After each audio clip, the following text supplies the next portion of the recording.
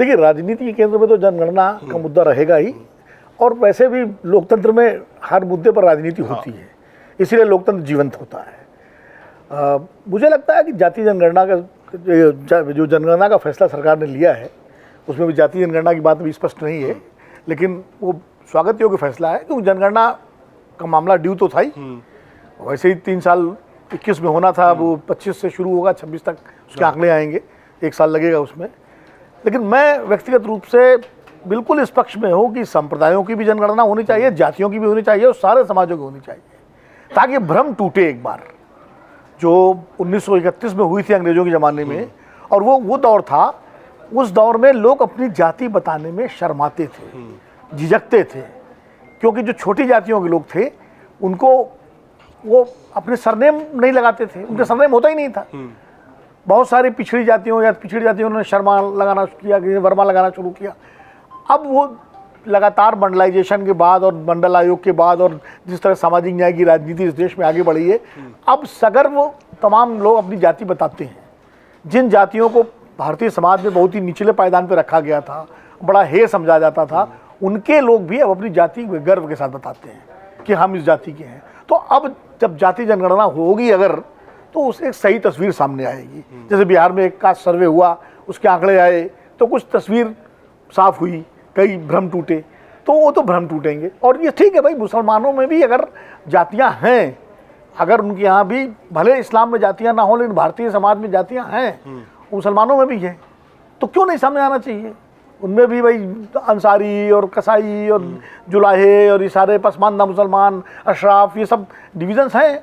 शिया सुन्नी का तो खैर ग्लोबल स्तर पे है, वो तो वैश्विक स्तर पे है, लेकिन ये पसमानदा, अशराफ, ये सारे डिवीजन तो भारतीय समाज में है ना, तो ये भी सामने आना चाहिए, इसमें क्या दिक्कत है? और आए तो जो बात रही बात की भाई इसका उपयोग और दुरुपयोग और सदुपयोग क्या होगा, तो ये तो राजनीतिक दल अपने अपने हिसाब से करेंगे।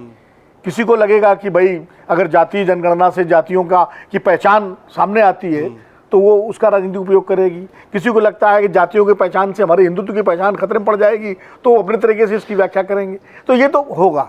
लेकिन जब आप एफर्मेटिव एक्शन की बात करते हैं, जब आप लोगों को भागीदारी देने की बात करते हैं, आर्थिक क्षेत्र में, शैक्षिक क्षेत्र में, राजनीतिक क्षेत्र में, तो आपको पता होना चाहिए कि कौन कितना है, उसी हिसाब से आप तय करेंगे। सर उस हिसाब से भाई SC ST की जनगणना होती है ना, हर जनगणना में उनका शामिल, उनका वर्ग है, इसीलिए तो किया गया कि आरक्षण उनको देना है, और आरक्षण के साथ साथ जो तमाम सारी सुविधाएं उनको देनी है, तो उनकी संख्या कितनी हुई तो पता लगे। तो जब आप SC ST की जनगणना करते हैं तो भाई OBC की भी कर लीजिए, दूसरों की भी कर लीजिए। जातीय जनगणना के खिलाफ या उससे डरने वाले वही लोग हैं जिनको लगता है कि उससे जो है उनकी जाति का जो भ्रम बना हुआ था कि हम सबसे बड़े प्रभावशाली हैं, वो भ्रम टूट जाएगा। तो भ्रम तो टूट जाए, क्या दिक्कत है भाई? लेकिन मुझे लगता है कि संविधान, और जहाँ तक संविधान की बात है, तो संविधान में SC ST का तो वर्गीकरण की व्यवस्था है ही। अगर आवश्यक संशोधन करना करें, और 2011 में तो हो चुकी है। 2011 में तो खाली आंकड़े सार्वजनिक नहीं हुए, वो तो अभी भी आंकड़े हैं। तो जब हो चुकी है एक बार, तो दोबारा होने में क्या दिक्कत है? तो इसलिए मुझे नहीं लगता कोई संवैधानिक अड़चन इसमें आएगी। और बाकी राजनीतिक दल, कांग्रेस अपने हिसाब से इस पर प्रतिक्रिया देगी, इसको मुद्दा बनाएगी, BJP अपने हिसाब से बनाएगी, इंडिया गठबंधन अपने हिसाब से बनाएगा, इंडिया अपने हिसाब से बनाएगा। इंडिया के कई घटक दल तो जातीय जनगणना के खुले तौर पर पक्ष में हैं। तो वहाँ एक समस्या ये भी है कि BJP के लिए कि जातीय जनगणना के मुद्दे को बहुत ज़्यादा टाल भी नहीं सकती। तो ये एक चीज़ और बता दूँ, जातीय जनगणना तक ये मामला रुकने वाला नहीं है।